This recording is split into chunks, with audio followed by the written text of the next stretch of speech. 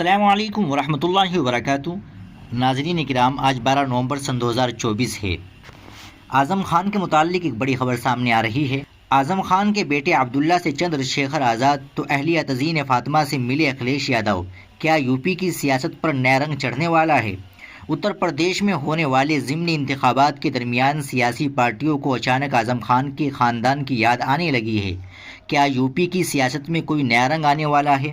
Vote bank کی وجہ سے سیاسی پارٹیاں اعظم خان کے اہل خانہ سے ملاقات کر کے مسلم ووٹروں کو اپنا پیغام دینا چاہتی ہے۔ اکھلیش یادو جب مراد آباد ڈویژن کی کندر کی اسمبلی میں جلسہ عام کرنے کے بعد رامپور پہنچے تو وہ اعظم خان کے اہل خانہ سے ملنے ان کے گھر پہنچ گئے۔ ان کے ساتھ مراد آباد کی ایم پی روچی ویرا اور رامپور کے ممبر پارلیمنٹ محب اللہ ندوی بھی تھے۔ وہیں نگینہ سے لوک سبھا ممبر پارلیمنٹ اور آزاد سماج پارٹی کے قومی صدر چندر شیکھر آزاد نے جیل پہنچ کر اعظم خان کے بیٹے عبداللہ اعظم سے ملاقات کی۔ ضمنی انتخاب کے دوران اچانک اعظم خان کے خاندان سے اظہار ہمدردی کرنے آئی اکھلیش یادو نے میٹنگ کے بعد کہا کہ اعظم خان کے ساتھ ناانصافی ہوئی ہے کیونکہ ان کے خلاف جھوٹے مقدمات بنائے گئے ہیں۔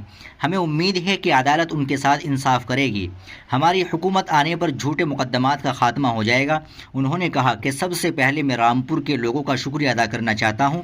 رامپور اور آس پاس کے علاقوں کے لوگوں نے پی ڈی اے اور انڈیا الائنس کی حکمت عملی کو تاریخی جیت دلائی ہے۔